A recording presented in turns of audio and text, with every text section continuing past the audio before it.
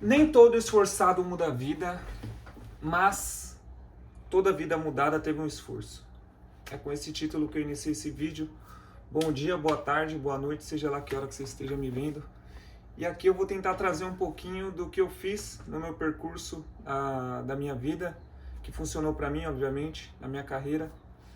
E tentar dissertar, servir de testemunho, alguma coisa que possa te motivar, te trazer alguma reflexão, te trazer alguma forma de pensar sobre o seu momento da vida, porque a ideia do canal é essa, né? Então, basicamente, como dito no outro vídeo, eu nasci no Capão Redondo e chega um determinado momento da nossa vida, no meu caso na minha adolescência, ali, início da adolescência, 16 anos, em que a gente começa a assimilar, talvez até antes disso, mas no meu caso foi quando eu comecei a assimilar as coisas entre 14 e 16 anos ali, e percebi que alguns padrões, no caso na época na escola, no meu meio de socialização era a escola e a rua, eles reagiam de uma forma, como o nome diz, padronizadas, né? Então, por exemplo, eu comecei a perceber que pessoas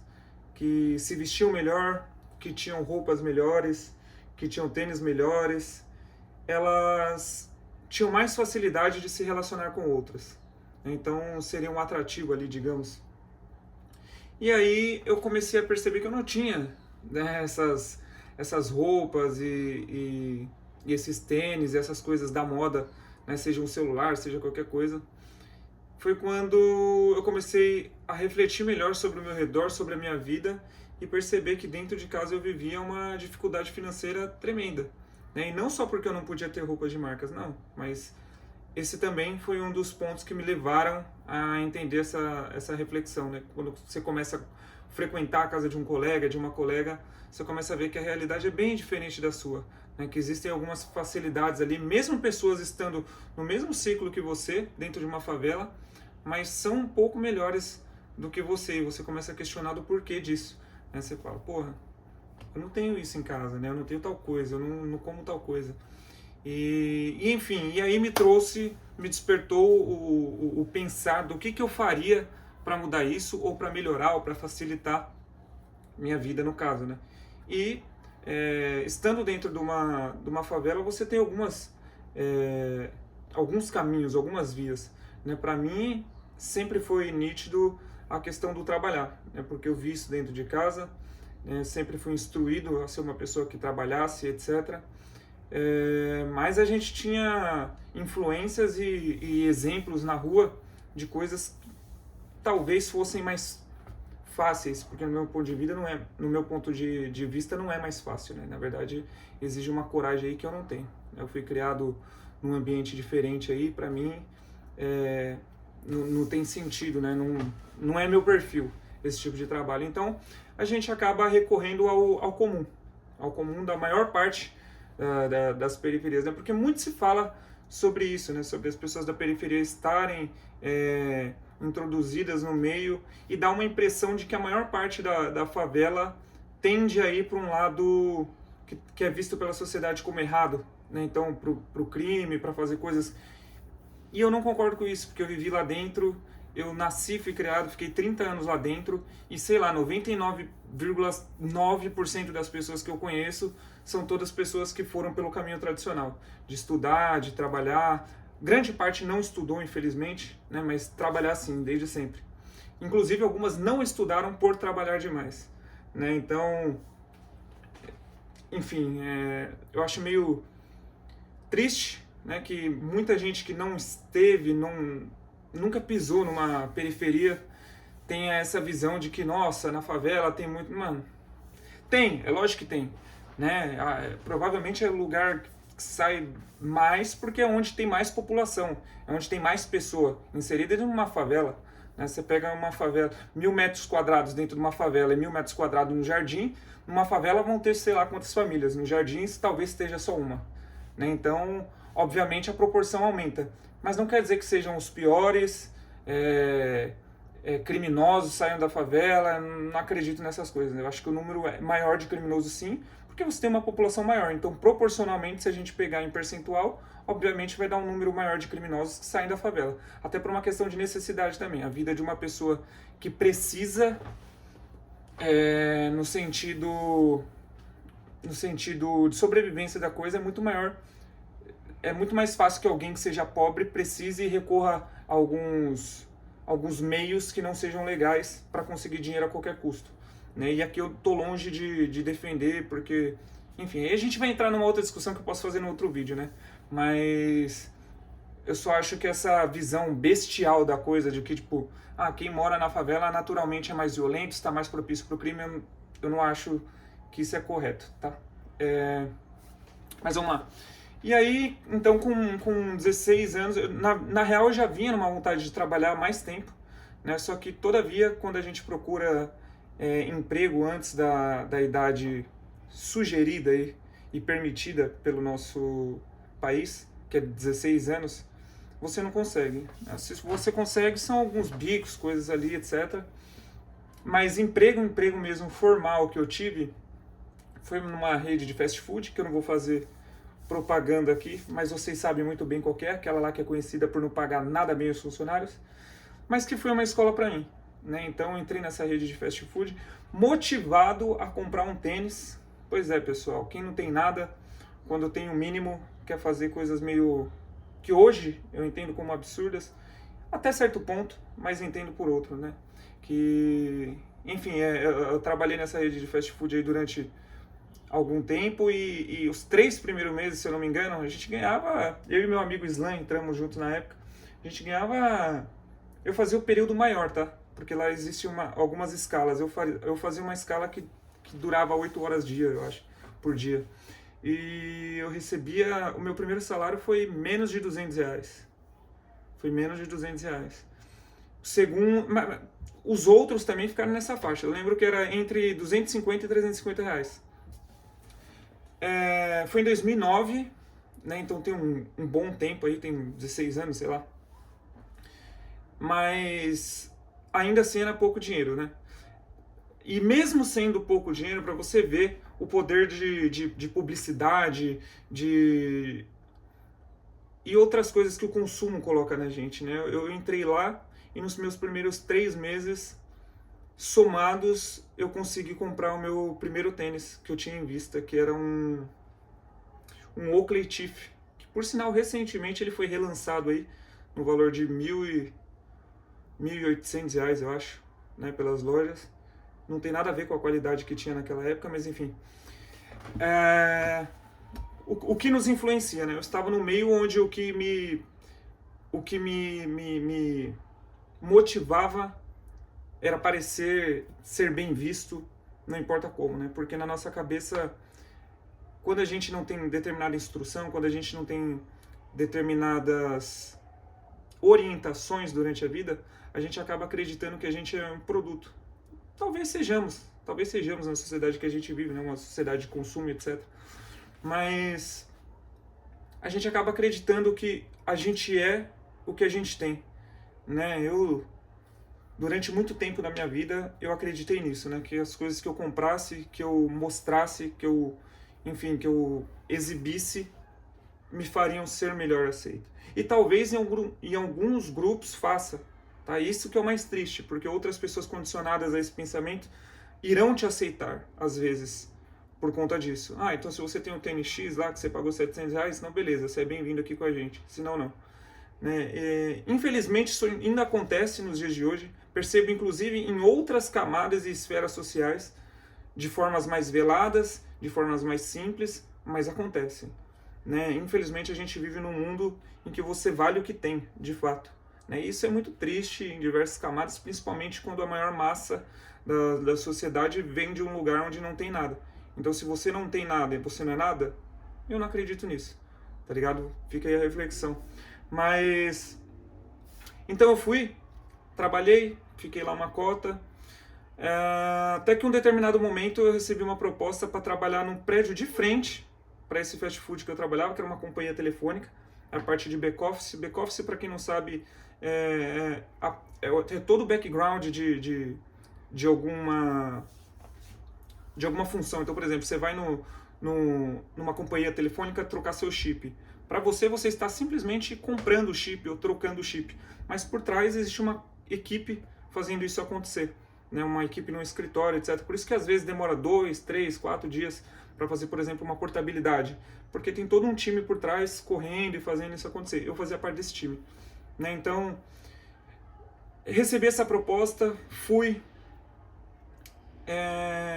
trabalhei na parte administrativa, entendi como funcionava uma corporação, porque até então no fast food eu tive muita, como eu posso dizer, muita habilidade desenvolvida em torno de atendimento, né? Você fica frente a frente com o cliente, lida com muita gente. Inclusive, eu acho que isso é uma coisa que toda pessoa deveria passar, tá? Não importa o seu escalão, não importa a sua autoridade dentro de qualquer empresa, eu acho que todas as pessoas, ao início de carreira, deveriam tratar o atendimento com atendimento ao público, né? Porque eu acho que isso molda caráter, inclusive dentro da empresa posteriormente, né? Então, enfim, eu acho que molda caráter. Você pegar uma pessoa que trabalhou com atendimento e uma que não, você percebe a diferença aí quando você vai com uma pessoa dessa num restaurante, por exemplo, né? A forma como essa pessoa atende a forma como essa pessoa responde ao atendimento de um garçom ou de alguém que está ali te instruindo, te levando até sua mesa, diz muito sobre. Mas enfim, e aí comecei a trabalhar nessa companhia telefônica aí na parte de back-office, entendi muita coisa da parte burocrática e corporativa, né, de como que funcionava o trabalho ali por trás das câmeras, digamos assim, da parte de atendimento, e desenvolvi algumas habilidades, né? Aprendi algumas coisas, aprendi a lidar ali, a entender questões de autoridade, de quem é o que dentro da empresa, o que faz cada pessoa, e isso começou a me moldar e me inserir nesse mundo corporativo, que é onde eu estou até hoje, né? Eu acho que algumas pessoas talvez aqui que estejam me vendo nunca trabalharam, mas enfim,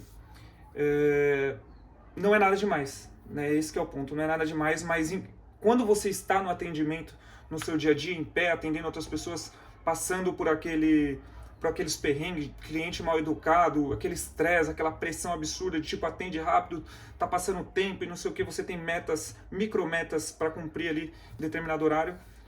Muita gente tem esse sonho, né? De trabalhar atrás, sentado numa cadeira, na frente de um computador por horas, né? É muito menos cansativo, etc. E de fato né? De fato é muito menos cansativo, é muito menos pior do que estar no atendimento ao público. Tem gente que gosta, né, de estar no atendimento ao público. Eu sempre fui uma pessoa com a minha parte social meio limitada no sentido de interação social, né? Então minha bateria é muito curta e para mim foi uma mão na luva ter ido para essa parte dos bastidores aí, que foi o que me muniu de informação e de conhecimento para eu ser contratado por uma imobiliária posteriormente, para trabalhar nessa mesma parte, que na real essa imobiliária eu fazia os dois, eu era atendimento e back-office. Então eu ficava numa salinha separada, mas atendia alguns telefones, direcionava ali alguns corretores e fazia bastante desse trabalho de documentação, de registra não sei o que, constrói não sei o que no site, faz não sei o que lá.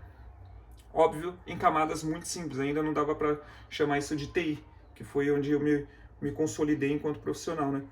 Mas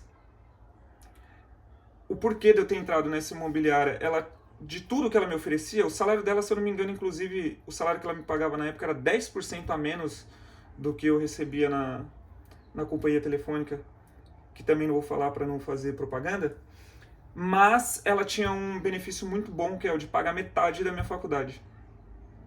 E aí que mora o pulo do gato, né? Porque eu sabia que eu queria estudar. Modéstia à parte, pessoal, todas as pessoas que me conheceram na escola, todos os meus colegas, meus amigos, meus parentes, todas as pessoas próximas de mim sempre falaram que eu era muito inteligente. E eu sei que eu sempre tive uma facilidade, digamos assim, de aprender as coisas. Eu não acho que eu sou muito inteligente, eu acho que eu tenho uma facilidade, uma sensibilidade de pegar as coisas muito rápido. E isso resulta numa característica que muita gente entende como ser inteligente. E talvez seja também, né, um traço de inteligência.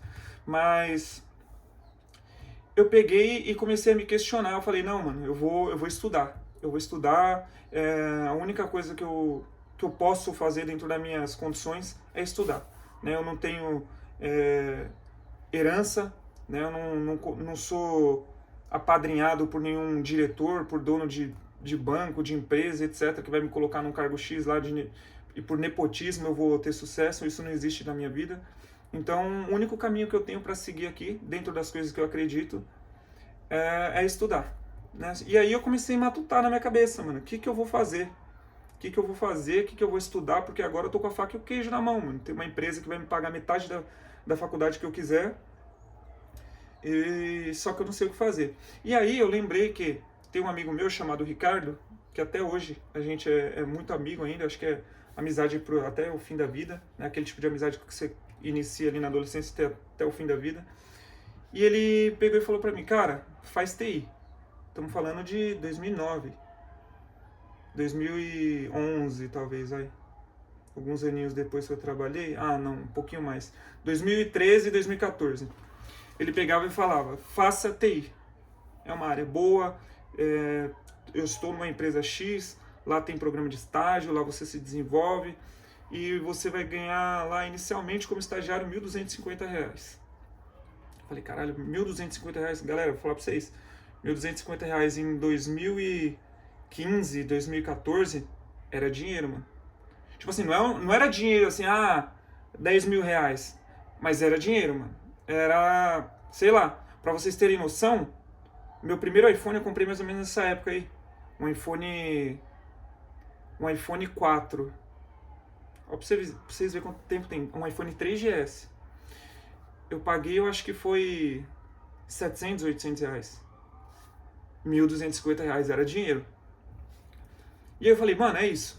TI. Eu nem pensei muito, mano. Nem pensei muito. Eu falei, mano, eu gosto de tecnologia. Sempre fui uma pessoa inteirada e antenada com computadores, etc.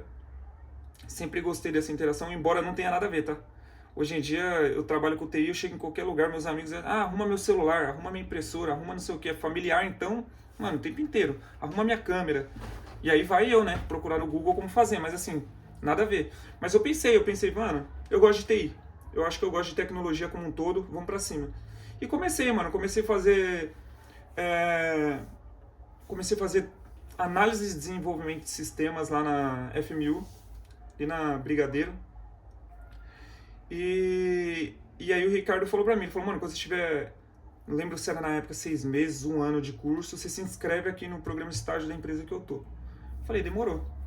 Me inscrevi, deu certo, passei, comecei a trabalhar, estagiei lá, depois lá dentro eu fui efetivado e daí pra frente as coisas só andaram.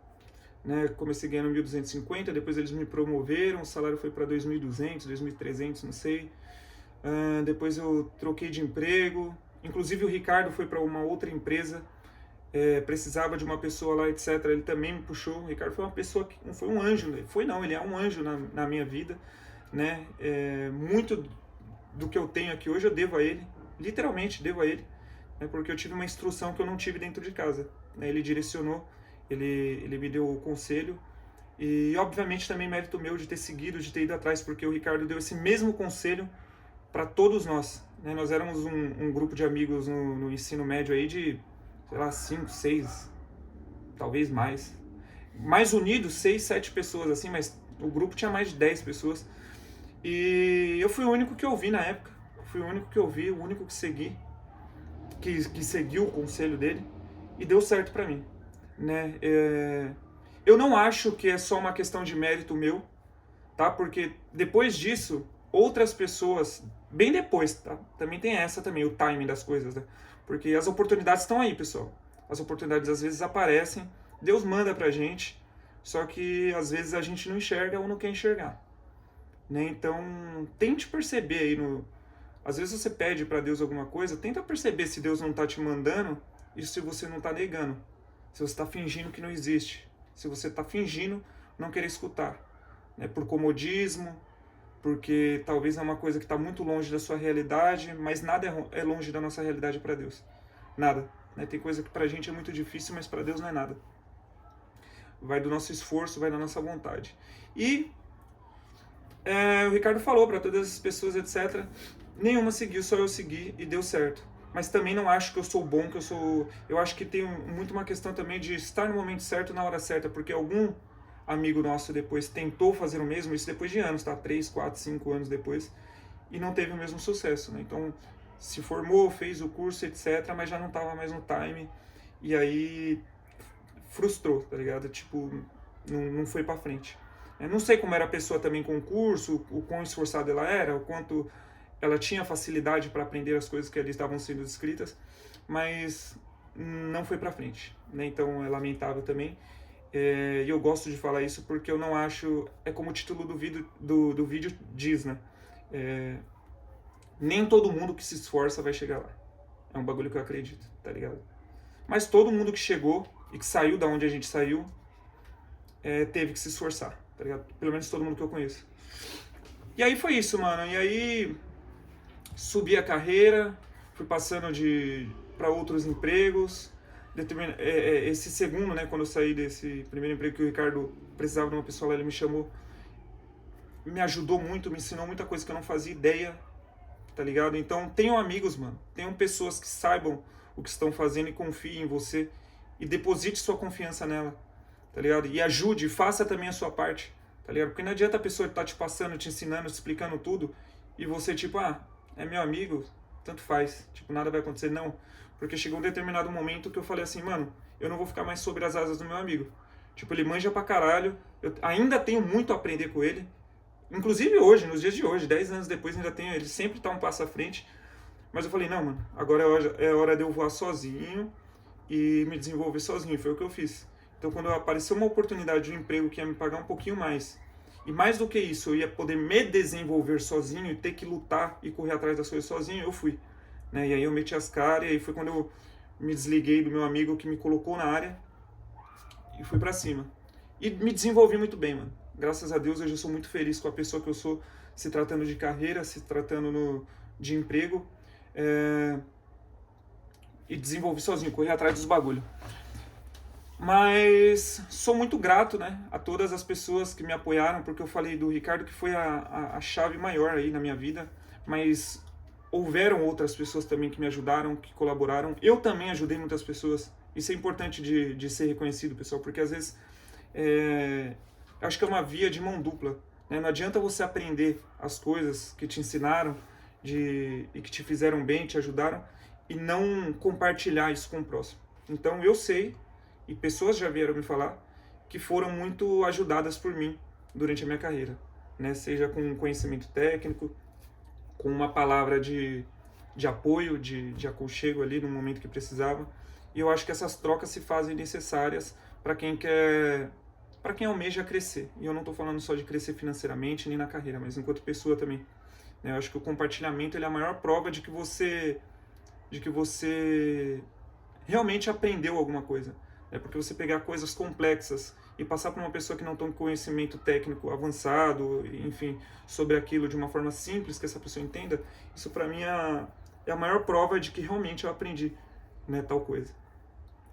E eu acho que é isso, pessoal. E aí, a partir disso, é só avanço, né? Aí você começa a ter contato com uma outra realidade, né? Com uma coisa vai chamando a outra. Você começa a ganhar melhor, você anda com pessoas que ganham melhor. Essas pessoas têm costumes, têm culturas, têm ideias, têm coisas diferentes, conhecem coisas, têm experiências na vida diferentes. Muitas dessas pessoas já nascem numa realidade totalmente diferente da nossa. Então essas pessoas já têm uma bagagem cultural muito maior do que a nossa. Então muitos restaurantes, cultura, muita coisa associada a outros países, a viagens, etc. Eu aprendi estando no meio dessas pessoas. Né? E naturalmente você vai se desenvolvendo enquanto pessoa. E enfim, é mais ou menos isso. Então é isso. Eu acho que o que eu tinha para falar nesse vídeo foi falado. Né? Talvez se eu me lembrar de alguma outra coisa eu fixe aí nos comentários. Mas o que eu precisava falar demais e que é o tema central e cerne, questão principal aqui desse vídeo é exatamente isso. Né? Eu definitivamente não acredito que todo mundo que se esforça vai chegar onde quer. né? Mas eu acho que todo mundo que chega aonde quis, que chegou onde quis, se esforçou. Então, não sou eu que vou falar para você que você deve ou não fazer. Eu acho que o primeiro passo de todos é você enxergar em você o que você quer para você, para sua vida. Né? Eu defini o que eu quero para mim, para minha vida. Eu sei o que eu quero para mim daqui 10 anos. Eu tenho isso planilhado. Eu tenho no Excel o que eu quero daqui 10 anos. Tá ligado? E eu acompanho mês a mês. Ou tem coisas que são trimestrais, semestrais, mas eu acompanho para saber se eu estou atingindo esse objetivo. Então, se eu quero ter, sei lá, se eu quero ter tantos 1.000 ou milhões guardados daqui tantos anos, quanto eu tenho que guardar por mês? Quanto eu tenho que guardar a cada 15 dias? Qual que tem que ser o meu salário? Qual que tem que ser minha renda para que eu tenha esse valor guardado daqui 10 anos? Eu acompanho isso, mano, e eu levo isso a ferro e fogo. Tipo, quando o meu salário cai, a primeira coisa que eu faço é separar o meu propósito pro meu futuro, tá ligado? Eu sinto que grande parte das pessoas que eu conheço, elas não pensam no futuro. E aí a gente não vai estar falando aqui sobre, André, mas agora o seu salário é bom e etc, e aí é fácil. Não, mano, eu faço isso desde a época que eu trabalhava no meu primeiro emprego, que eu ganhava entre 250 e 350 reais. Naquela época, eu tirava 80, eu acho, para ajudar em casa com conta, e guardava 50, alguma coisa assim. Então, assim, não é a quantidade que você guarda, é o propósito, é a disciplina que você tem para fazer isso. É claro, a gente vai tratar de exceções aqui sim. A gente vai ter famílias que o salário do mês não dá, fica faltando. Sim, eu sei que existe essa realidade. Pô, eu tenho na minha família isso. Inclusive, sempre que possível, eu ajudo. Mas eu sei também que tem grande parte das pessoas que não fazem porque não querem. Por falta de disciplina, por falta de tentar. E é com essas pessoas que eu tô falando. Tá ligado? Então, se você almeja ter alguma coisa lá na frente, mano, porque muita gente tem aquele pensamento de que, tipo, e se eu morrer amanhã? Só que a gente nunca morre. Você já parou pra pensar nisso? A gente nunca morre. Tipo assim, tem um e outro que morre, obviamente, normal. É o ciclo da vida. Algumas pessoas morrem de forma em que não se era esperado. Mas a maior parte das pessoas que tem esse pensamento, elas não morrem. A maior parte das pessoas não morrem. E aí você fica o quê? Uma pessoa lá na frente, com um monte de dependências e problemas que poderiam ter sido evitadas se você tivesse pensado no agora. Então o meu pensamento é esse. Eu não quero que você pare de viver sua vida. Eu não quero que você guarde 90% do que você ganha. Porque talvez isso seja até impossível. 50% do que você ganha. Não, mano. Mas pensa aí em separar uma quantia que não vai te fazer falta. Tá ligado? Pensando no futuro, numa questão de disciplina mental. Tá ligado? O meu pensamento é esse. Porque pra gente que é pobre, mano, o dinheiro faz muita diferença. Tá ligado? Não é como se, foda-se, eu tenho uma herança ali me esperando. Não, não é assim não. Pra gente faz diferença. E o que vai determinar se você vai viver mais ou menos, talvez seja o pouquinho que você guarda agora. Então pense nisso. Tá? O que eu tinha pra falar é isso, pessoal. Agradeço aí quem escutou até o final.